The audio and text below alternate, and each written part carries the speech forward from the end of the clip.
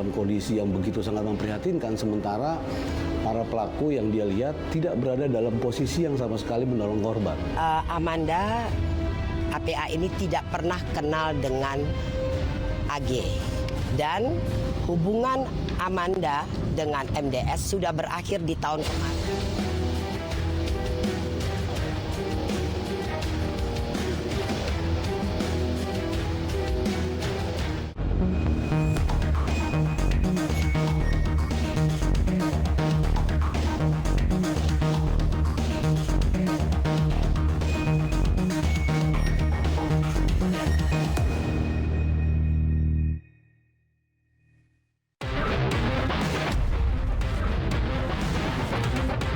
Kasus tindak penganiayaan sadis yang dilakukan Mario Dandi Satrio terhadap David Ozora pada 20 Februari lalu terus bergulir. Sementara itu, babak demi babak penanganan kasus penganiayaan yang dilakukan Mario Dandi terus berlanjut. 10 Maret lalu, polisi menggelar tahap rekonstruksi yang dilakukan penyidik Direktorat Reserse Kriminal Umum Polda Metro Jaya di lokasi tempat kejadian perkara di Komplek Perumahan Green Permata Residence, Pesanggerahan, Jakarta Selatan.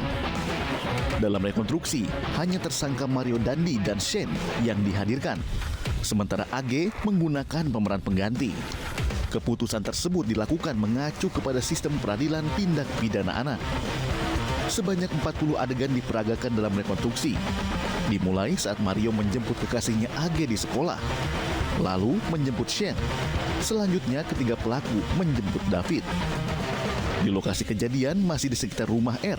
Mario memaksa David push up 50 kali, namun David hanya mampu melakukan 20 kali. Mario juga memerintahkan David melakukan sikap tobat. Lalu Mario menganiaya David hingga pingsan. Kekejian Mario tak berhenti. Penganiayaan dilakukan bertubi-tubi. Bahkan usai menganiaya, Mario sempat melakukan aksi selebrasi bak seorang pemain bola usai mencetak gol.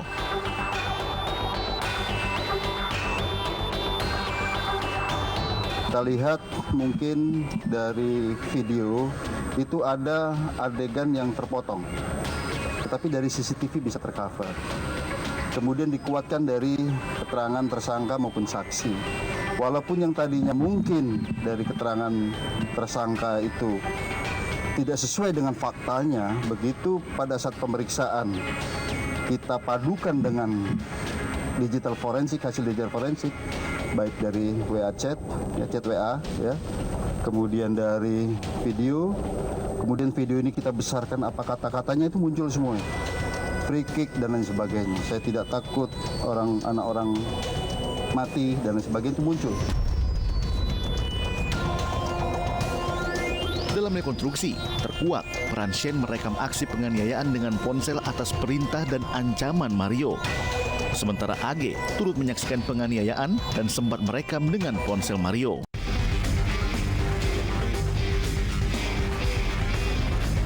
Sebelumnya, berdasarkan gelar perkara yang dilakukan tim penyidik Polda Metro Jaya, adanya bukti digital forensik berupa chat WhatsApp, rekaman video, serta bukti CCTV di lokasi kejadian, AG ditetapkan sebagai anak yang berkonflik dengan hukum atau pelaku.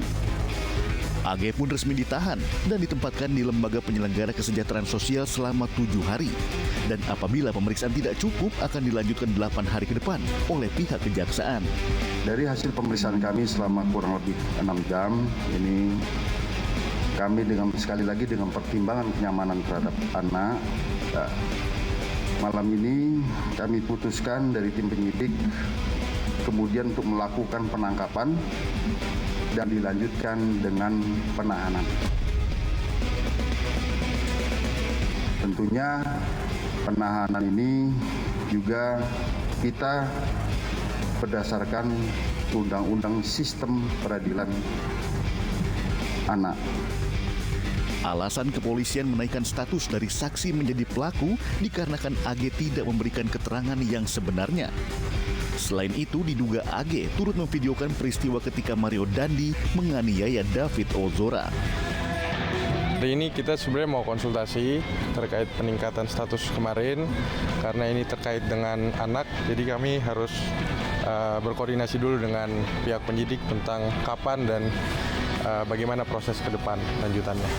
Sementara itu, Lembaga Perlindungan Saksi dan Korban (LPSK) menolak permohonan perlindungan yang diajukan oleh tim kuasa hukum AG. Menurut Wakil Ketua LPSK Ahmadi, status AG sebagai anak berkonflik dengan hukum tidak memenuhi syarat sebagai terlindung, sebagaimana Undang-Undang Nomor 31 Tahun 2014.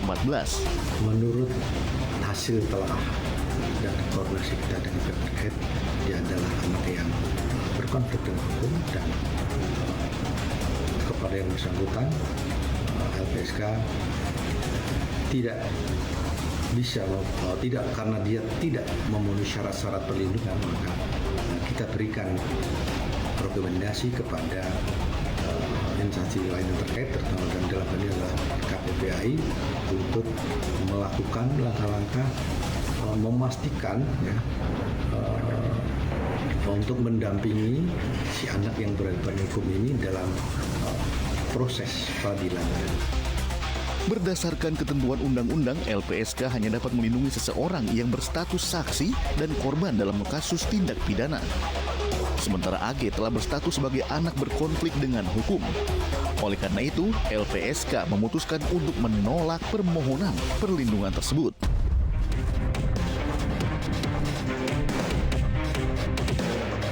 Dari kacamata psikolog, kasus penganiayaan yang dilakukan Mario Dandi tergolong dalam persoalan psikologis yang kerap dialami oleh para remaja, di mana di usia remaja kerap muncul sikap haus akan eksistensi atau pengakuan diri dari lingkungan terkait jati dirinya. Jadi kalau kita bicara remaja itu kan usia remaja itu usia peralihan dari anak-anak ke remaja gitu kan. Nah di usia-usia remaja itu tuh tinggi tuh tingkat keakuannya. Aku yang paling hebat, aku yang paling keren, aku yang paling jago gitu kan. Makanya kalau orang melihat nih kadang-kadang nih anak-anak ABG nih petantang-petantang banget sih gayanya gitu ya. Tapi memang di masa itu adalah masa di mana dia harus mendapatkan pengakuan. Cuma yang menjadi masalah itu adalah yang diakui hal yang negatif. Nah ini yang jadi sama anak-anak sekarang, sehingga anak-anak sekarang tuh nggak bisa mengontrol atau filternya mana yang benar mana yang salahnya tuh tidak terlalu maksimal gitu.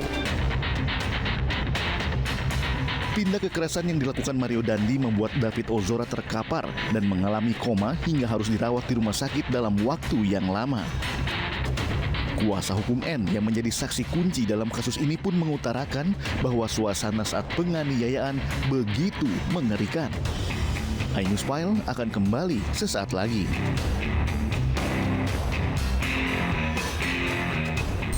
Dia melihat dengan mata kepalanya sendiri secara langsung, ternyata benar bahwa yang bersangkutan adalah David yang menjadi korban. Ketika dia kemudian melihat korban, pada saat itu ya mukanya sudah berdarah. Dia juga dalam posisi yang sempat kata saya, kakinya itu masih kejang.